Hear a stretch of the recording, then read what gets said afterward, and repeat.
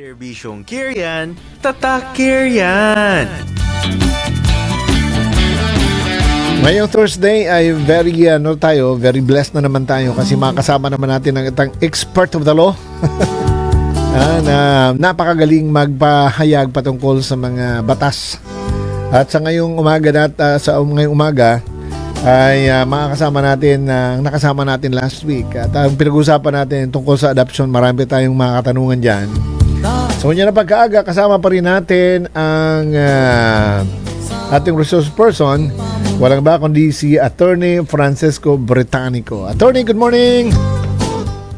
Sir Rico, good morning Sir Ronnie. Magandang umaga ulit sa inyong dalawa at sa lahat ng nakikinig at nanonood. Magandang umaga po. Oho, at masaya kaming nakasama ka ulit namin ngayong umaga, Attorney, sa ating talakayan patungkol sa adoption na hindi natin natapos last time. Yes sir, malaking topic po siya at maraming aspeto. So, mahirap po siya talagang matapos sa isa. At iba-ibang sitwasyon ang nag-a-apply sa iba-ibang tao. Mm-hmm. So, kumusta ho muna kayo, Attorney? Kumusta dyan sa Metro Manila? Well, napakainit pa rin at napakamahal ng gas. So, nakakapahinayang pag nasa traffic ka. Oo. Tama, lalo na dyan sa inyo sa Metro Manila. Talagang mauubos ang gas mo sa traffic pa lang. That's exactly right po. Oo. So, Attorney, ituloy ho natin yung discussion natin tungkol sa adoption. Kasi marami pala itong mga masalimuot pala na na topic. Akala natin basa-basa ka nilang usapan na okay, ikaw na magpalaki sa anak ko. Parang ganun lang ang pananaw ng mga Pilipino eh. Yes sir. Last time po, ang napag-usapan po natin ay yung aspeto na simulation of birth na iniisip ng tao ay sapat na para maging adoption. Yung ibibigay ang bata sa isang gusto magpalaki sa bata tapos ilalagay na lang nila sa birth certificate pag pinanganak yung bata na sa kanila sila yung magulang. So merong biological mother, for example, dalaga na hindi niya maalagaan yung bata, binibigay na lang po niya sa mag-asawa na gusto magkaroon ng anak at nilalagay na lang nila sa birth certificate. Pero ito po ay actually labag sa batas. Ang simulation of birth ang tawag natin dito sa ating batas at siya po ay isang form of public falsification dahil fina-falsify yung civil registry record na nasa PSA. Pero ang mabuti po ay may amnesty po ngayon at pwede siyang gawing regular adoption. Ayun. Meron dito nga nung nakaraang mga araw, Attorney, meron akong kasi nakikinig siya sa atin at meron siyang katanungan na ganito, no? Yung magkapatid sila, tapos yung anak ng kapatid niya, maraming anak yung kanyang kapatid, siya naman ay wala. Oo. Yes. So ang nangyari yung dalawa or dalawang anak ng kapatid binigay sa kanya. Oo, Yes. binigay sa kanya at pinangalan na sa kanya bilang magulang. At siya na ngayon ang tumatayong magulang ng dalawang anak ng kanyang kapatid. Ngayon na malaki na, at medyo, tawag dito, medyo nakikita niyang promising yung anak kasi nagka-college. Gustong bawiin ngayon ng kapatid ang anak. Oo niya, gustong bawiin. Nakalista na, pinalista na. Ang tanong niya, paano niya yun mababawi? Anong proseso gagawin niya? Well, kung nagtatanong po ay yung nagpalaki ng bata po ba? Hindi, yung tunay na magulang. Gusto niya nang ilipat sa kanya ang pagiging magulang. Naka-record na nga na ang magulang ng kapatid, ang magulang ng anak niyang dalawa, ay yung kapatid niya na binigyan niya ng anak. Well, sa edad po na yun, yung bata naman po siguro kung nagka-college na, baka nasa over 18 years old na yung bata. In one way, yung custody po at yung custody at saka yung authority over the child ay dahil hindi na sila minor de edad, meron na silang sarili nilang kapasidad para mag-decide kung anong gagawin nila. Pero in terms of how to change the document, how to change yung birth certificate, ay ang kailangan po dyan ay mag-file ng kaso sa korte under sa special proceedings natin, Rule 108, na ipa-cancel yung old birth certificate at ipa-repair, ipagawang tama yung nakalagay. Of course, there's a danger there dahil nga this is a crime. Yung simulation of birth, magkakaroon po ng investigasyon at pwede pong i-charge yung mga tao involved. Although may amnesty nga po ngayon doon sa simulation of birth. So at least until March 2029, pwede rin po mag-apply under the amnesty. So, Siguro, the best way siguro is mag-usap yung magkapatid para maintindihan nila yan. Ibig sabihin, attorney, yan po ay under ng simulation of birth, yung ganyang sitwasyon? Yes po. Kung ang ginawa po niya ay meron siyang nanganak po siya tapos ang re-register nila dun sa kabilang kapatid yung bata instead of dun sa biological parent, that is what the simulation of birth is. You make it appear that somebody else is the parent of this child. Yun po ang essentially yung gist ng simulation of birth. At ito po yung sitwasyon na binibigyan ng amnesty ngayon. The amnesty period is for children who were born before March 2019 and the amnesty window is until 2029. So, kung pinanganak yung bata before 2019, tapos pwede ka mag-apply for amnesty until 2029. But yung amnesty is specifically for regularizing the adoption. For this specific case, it might be possible to use the amnesty to avoid criminal liability, pero mas masalimuot po yan, mas delicate yung pag-prepare ng kaso for that in order to also achieve yung goal ng kapatid na mabalik sa kanya yung birth certificate ng bata.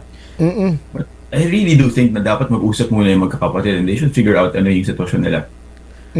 May isang sitwasyon pa, attorney, na ganito po, yung babae ay siya po ay nagkaroon ng anak sa pagkadalaga at ang inilagay sa birth certificate na nanay ay yung magulang niya. So lumalabas po na sila ay magkapatid. Yes po. So yan po ba ay under ng simulations of birth din po? At may mga kaso din po ba ng pwedeng kasuhan? Yes, that's also simulation of birth. It falls under yung sitwasyon na may pinanganak na bata tapos yung kanyang parents ay nilagay ay ibang magulang.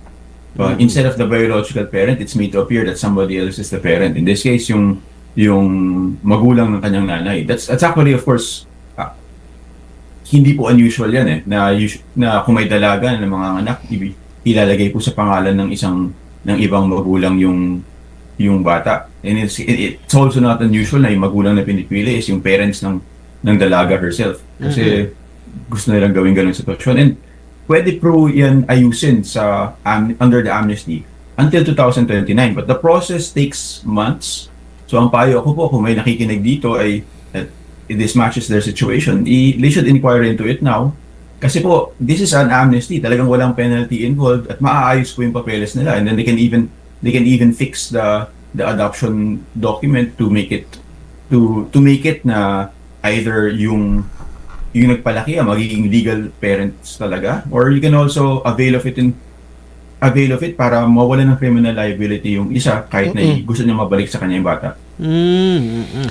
Dito sa amnesty, attorney, ito ba ay nangangahulugan na lahat ng proseso ay administrative lang o posible may kaso ito? Well, if you avail of the amnesty before March 2029, if you get it confirmed before then, yung administrative lang po talaga yung proseso. Maganda. Practically, pupunta po sila sa DSWD ng munisipyo, i-guide sila ng DSWD, may mga requirements sila, may mga ilalakad po na documents, pero administrative. Instead of may kaso or criminal, walang court case yan, at wala rin criminal court case yan. Ibig sabihin po, yung prosecution, hindi ka ma-charge ng crime for basically falsifying the public record. But again, may window po yan. Binigay po yan ng batas is until March 2029 lamang. Paano, attorney, pag hindi pumayag yung other party sa amnesty? Gusto niya idaan sa kaso? Well, kung ang sitwasyon po ay yung nagpalaki ng bata ay siyang nag-apply for the amnesty dahil gusto niya ma-regularize yung adoption. Tapos yung nagpa-simulate ng birth ay yung biological parent, ay ayaw na pumayag. Mahirapan po ma-approve yung amnesty. Well, the amnesty itself can be availed of in that hindi po siya mapoprosecute kahit na maging malantad na po na yung katotohanan. Hindi naman po siya mapoprosecute for an offense. Pero hindi po niya maaayos yung document na totoong legal na po yung adoption niya. Ayun, kasi may proseso. May proseso mo, sir. So baka hindi ma-approve yung adoption, pero hindi naman po siya makukulong. Ayun, yun lang ang ano doon.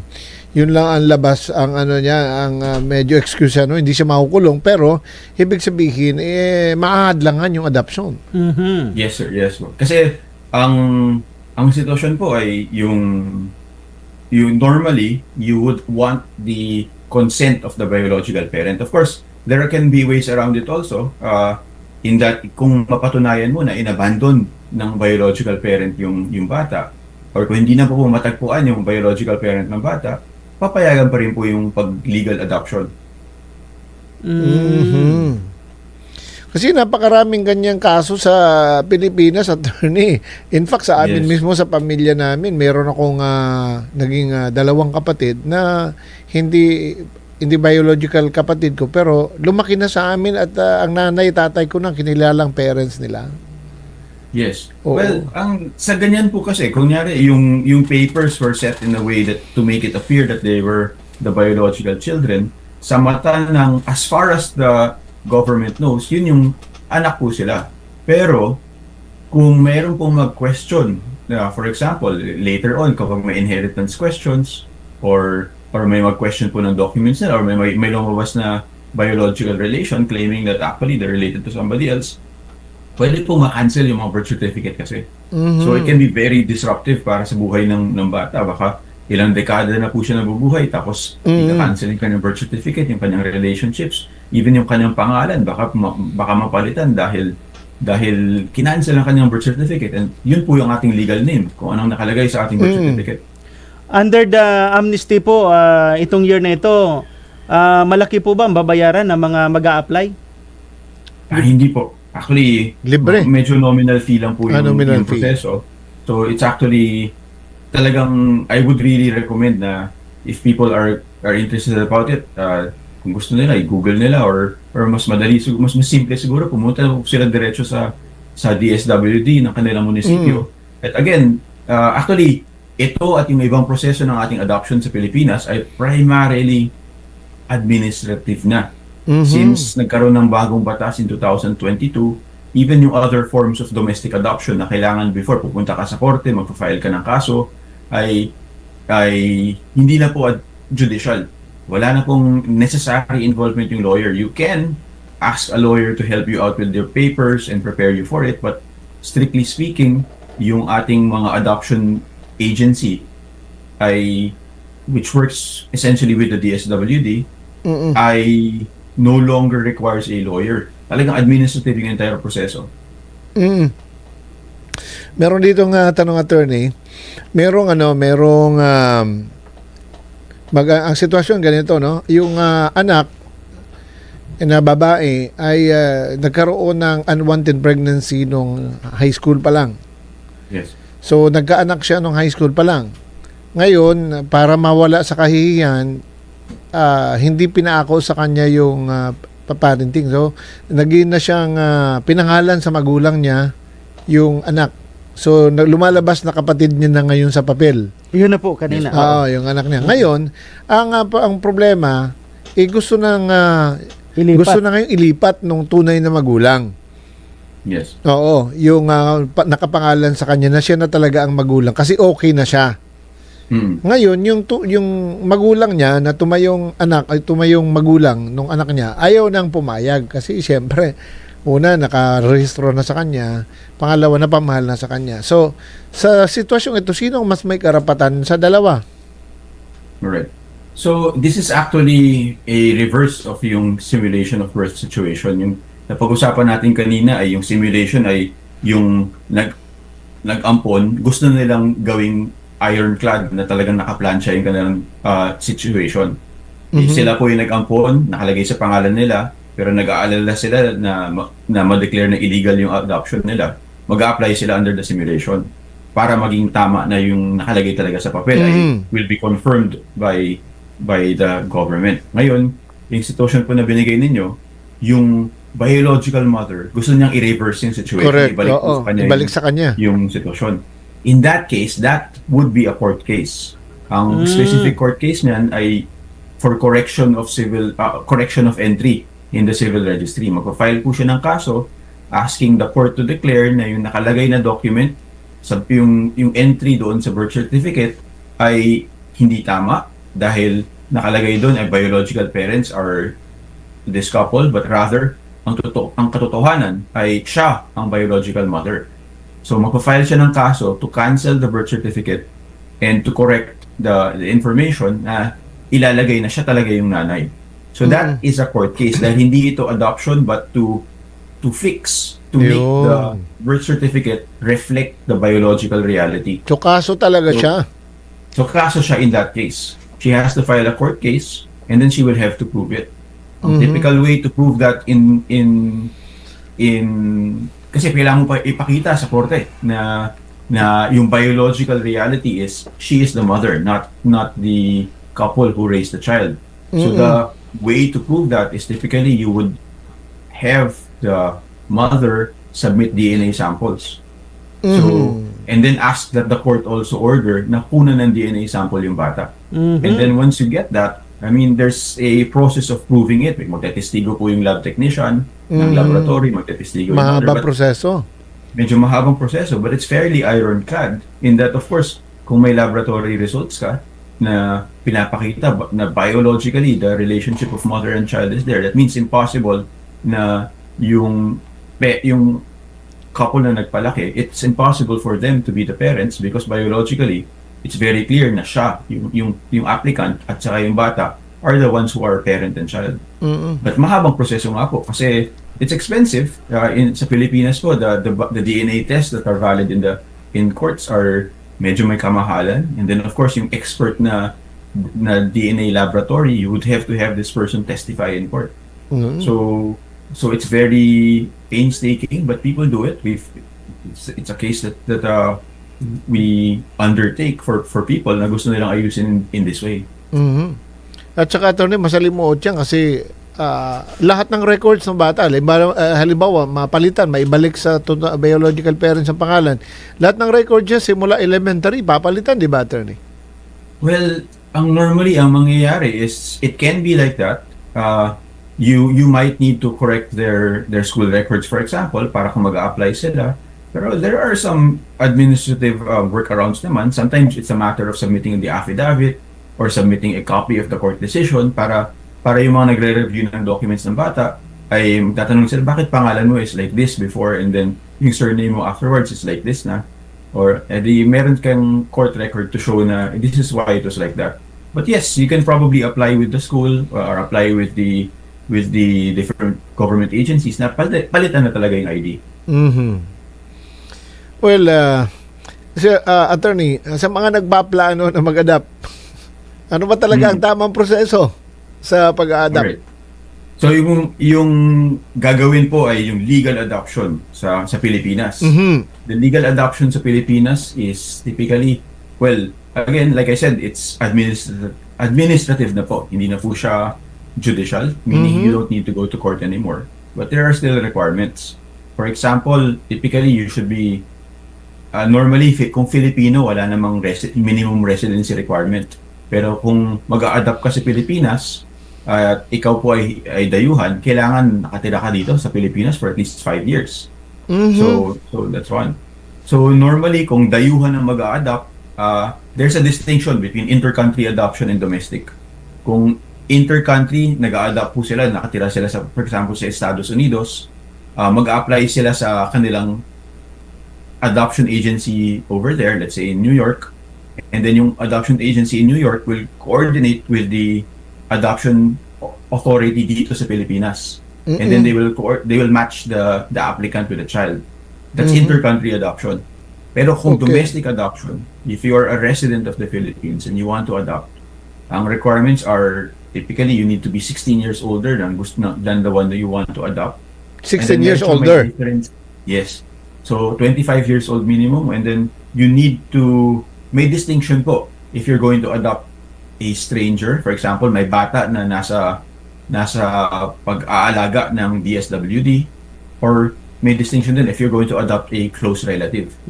So mas mabilis yung process kung close relative ang i-adopt ninyo, pero pareho pa rin yan may requirements.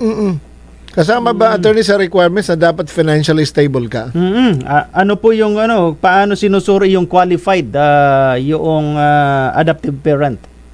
Yes, well, yung titingnan po talaga yung kanilang living situation. Titingnan po kung number one, normally, kung kasal po yung Mag-a-adopt. gusto maging adopter, kailangan pareho sila will agree na mag-adopt.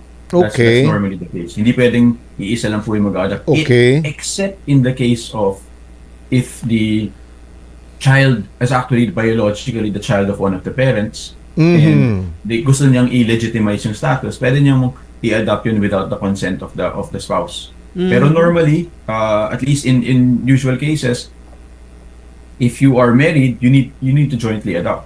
And then yung titingnan po nila yung living situation. Yes, kapasidad nila mag-alaga sa bata. Ano po yung magiging tirahan ng bata. And then also, i-check po kung may criminal record yung adopter. Kung meron siyang criminal record na yung moral, tinatawag na crimes involving moral turpitude, na yung moralidad nila ay kanilang morality is in question, hindi po papayagan yan. But ang primary concern talaga is the best interest ng bata. So, yung bata has been declared available for adoption, and then yung titingnan po ng DSWD whether this is a good match. Okay. Doon tayo sa binanggit mo kayo ni attorney na sa mag-asawa na halimbawa biological parents talaga, one of the parents, hindi na kailangan ng consent ng isa.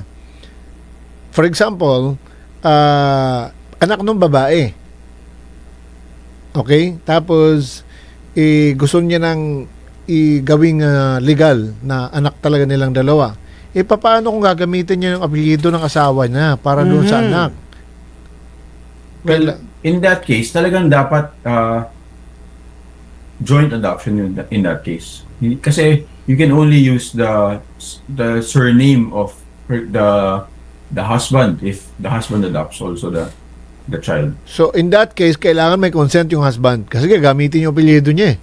Yes, ganun po. Yes. Pero kung lalaki mismo at apelyido na yung gamit, gagawing legal na siya ang nanay, kahit wala nang consent yung nanay, pwede? Yes, sir. Kasi sa ating batas po, pwede pong gamitin ng, even if the child is born outside of marriage, yung child can use the name of the father if the father consents. How about the mother na hindi naman niya tunay na anak yun gagamitin ba yung pangalan niya doon sa birth certificate na siya na ang legal parent or mother? O hindi po malalagay yung pangalan ng mother doon sa birth certificate. Okay. Ilalagay lang po is the child of the mother, and then ilalagay lang po na child of the father. Pero hindi po ilalagay yung pangalan ng mother. Oh, never. Kahit gawing kahit pumayag. Unless she agrees. Pag she agrees, that can be possible. Yes. Legally. They can jointly adopt. Okay. She can agree to adopt also the child of the husband in that case. Parang right, we understand. Pwede pala yun. Pag gusto ng asawang babae na siya na ang maging legal mother sa paper. yes po. That's correct. In that case, but keep in mind, in that case, the legal ties with the biological mother would be ended. The adoptive parents in any kind of adoption, sila po, they have full parental rights, and that means a cessation of the adoptive a cessation of the legal rights on the part of the biological parents. Okay. Attorney, punta tayo sa mga benefits ng adopted children. Ang adopted child ba ay may equal rights pagdating sa mga kamamanahin doon sa mga totoong anak? Yes po. Ang ating point for the adoption process, for the adoption law, is that they really are children of the parents. And the parents really are their parents. So that it's real parentage. So there's supposed to be no discrimination between them and the biological children. So they're entirely treated as full legitimate children. So kung sa pagmamana sa magulang, sila po talaga ay mako-consider na talagang may full share. Unlike the cases of children who are born outside of marriage, and then meron silang kapatid na who were born inside the marriage, if the sa ating inheritance laws, yung children who are born outside of marriage are entitled to half Okay. the share that a child born inside the marriage is entitled to. So, kung magkaroon ng adoption, magiging full share po yung kanilang karapatan. So pero pag outside marriage, kung sa ating terminology, anak sa labas, so meron siyang half. Half po ang karapatan niya to the inheritance from the parent. Half of the inheritance ng regular na anak. Halimbawa, ang regular na Yes. anak, ang totoong anak ay merong 1,000,000, kalating milyon lang sa kanya. Yes, bro. Ganun po yung sa ating batas. So that's also why people can choose to adopt, because they want to raise the status of their illegitimate child or yung anak sa labas into that of a legitimate child para magkaroon ng full share, para magkaroon ng full inheritance. Paano po kung nagkakaroon ngayon ng discriminations between the legal child and the adopted child? Well, depending on the family dynamics, that can definitely happen. In terms of the legal rights though, enforceable po yan sa batas. So if the time comes that say the parent of both children passes away, and then there's a legally adopted child and there's a biological child born of the marriage, both of them are supposed to enjoy the same rights of inheritance from that parent. So kung hindi po i-honor yan, sa korte po yan babagsak. But of course, you'd like to avoid that. Sana mapag-usapan na lang nila, and then they can all be okay. Paano, attorney, kung doon sa last will and testament ng magulang, hindi niya sinaado na equal ang tawag dito, ang hatian. Baka nilagay na lang doon, ito lang konti, at one day nagreklamo yung adopted child na hindi, dapat equal rights kami. Meron ba siyang karapatan pumunta sa korte para ayusin ang declaration ng last will and testament ng kanyang adoptive parent? Well, it depends on what the last will and testament says. Sa ating batas po, if you are a legal child, a legitimate child, sa ating batas is you have certain reserved rights as a compulsory heir. Na no matter what the last will and testament says, you are entitled to a certain share of the estate. And then as long as the last will and testament guarantees that minimum share to you, the last will and testament will be upheld if it gives extra to other people or to the other children. So as long as the minimum is respected, ay yung free portion na tinatawag sa last will and testament will be allowed by the law for the parent. For example, yung parent has 10 million pesos, tapos yung meron siyang 4 na anak, tapos binigay niya each ng 2 million pesos yung mga anak niya, tapos yung isang anak binigay niya ng additional 200,000 pesos. That probably would be allowed by the court. So as long as the minimum is upheld, yung extra na free portion ng estate does not need to be strictly equal. As long as the minimum reserved share na ginagaranti ng batas is there. So if the minimum share is not upheld, ibig sabihin niyan, mababaliwala ang last will and testament ng parents? Well, ang mangyayari is that the court will try to uphold the last will to the extent that it is valid. So, ang sasabihin ng korte, well, we will honor the provisions about how the assets are allocated, but we will ensure na yung free portion that was going to go we will ensure that the portion that was going to go in excess of the minimum rights will be divided. So for example, may certain properties na binibigay to different people, tapos sobrang nabigay sa isa na disadvantage na legally yung ibang anak, yung adopted child included. That specific one can be ordered by the court to be liquidated para ma-distribute na maayos. Pero yung ibang provisions, as much as possible, itatry po ng korte ay to honor and uphold.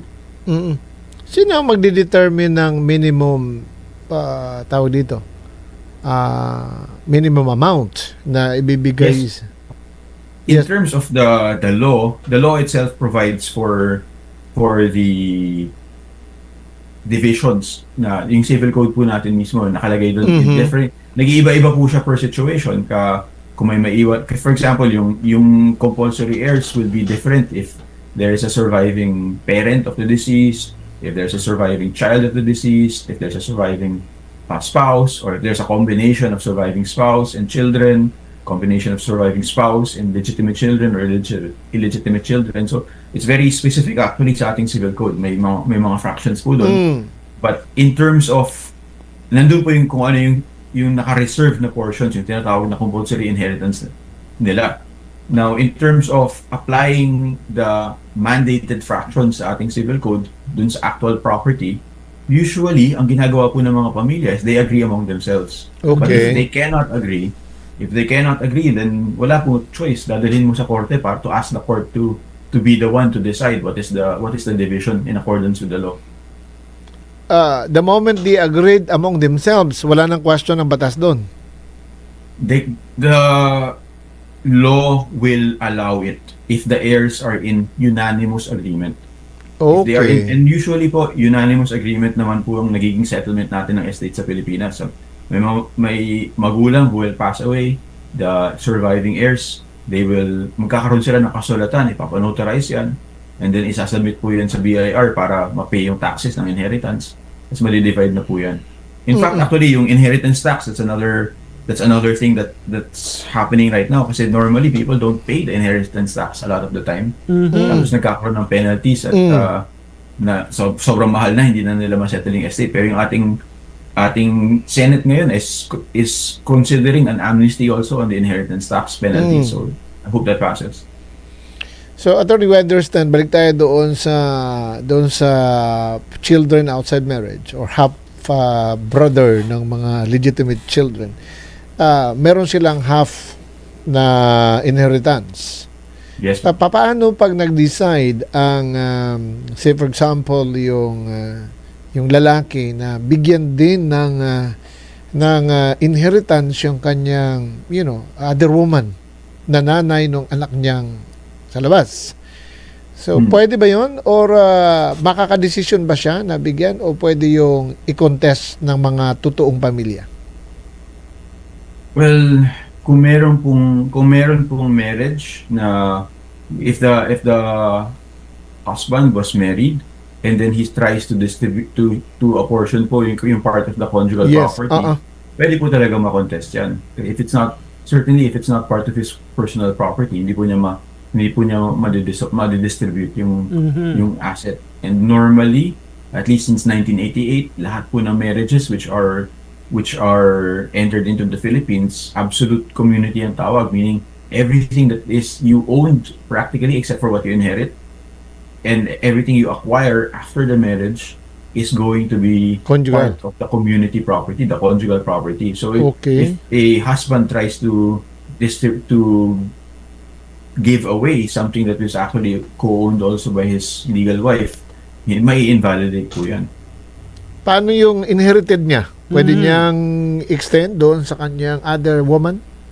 Well, yung inheritance niya, if he can resolve that, he would have some freedom to apportion some of that if it's not part of the conjugal property. Okay. So may freedom siya mag-decide kung hindi siya part ng conjugal property. As long as he respects the compulsory shares. If he does not respect the compulsory shares of the other heirs, may invalidate din po yan.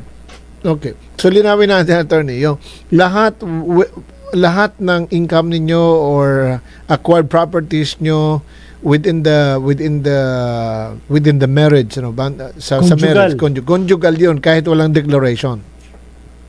Yes, since 1988 typically. Although kung merong inherited property that was, especially if it was inherited before the marriage, actually if it's inherited after the marriage, that will not form part of the conjugal property. What if they decide, the couple decides na okay, kahit yung inherited properties natin will be declared conjugal?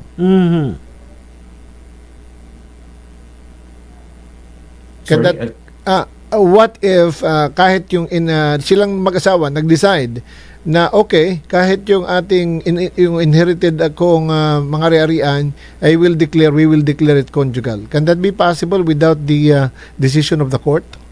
Well, no. The nature of what the conjugal property is or is not is because of how it was acquired. Okay. So if it's acquired during the marriage and not by inheritance, it's typically conjugal. If it's acquired before the marriage and the marriage took place after 1988, it's conjugal. Sorry, I think I have to correct something earlier that I said about yung meron po siyang effectively meron siyang mistress or meron siyang hindi niya asawa to whom nag-apportion siya ng inheritance. In that case, the situation is one where there can be adultery or concubinage involved, and in that case, that person cannot be a beneficiary of a last will and testament. If it's a last will and testament, hindi po pala pwede. But the child born of that relationship definitely would still be an heir. All right. Attorney, marami pa sana kaming katanungan pero umabot na sa oras para kami ay magpaalam. Pero sa mga susunod, tiyak na maitatanong natin ito. Attorney, maraming salamat. Marami kaming natututunan para kaming nasa loob ng classroom.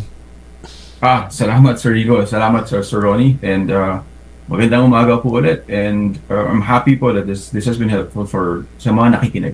Maraming salamat, Attorney, sa napaka-selfless mong puso na mag-share ng mga patungkol sa batas sa ating mga listeners, sa ating mga kababayan ng libre. At ito ay buong puso mong binibigay sa taong bayan. Maraming salamat. Magandang araw po. Maraming salamat.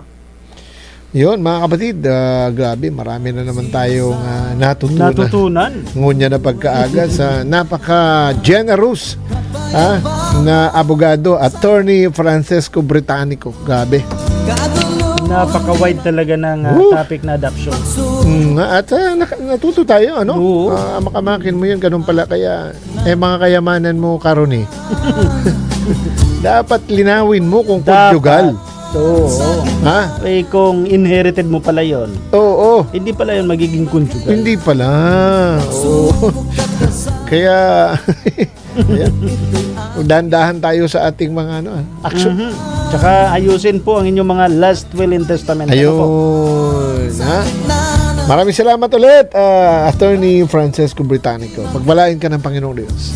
Ngayon po ay magpapaalam na kasi umabot na sa oras upang kami magpaalam. Ngunyan na pagkaaga. Lagi ho nating paalala habang may oras pa. Tanggapin natin si Jesus bilang Panginoon at tagapagligtas ng ating buhay.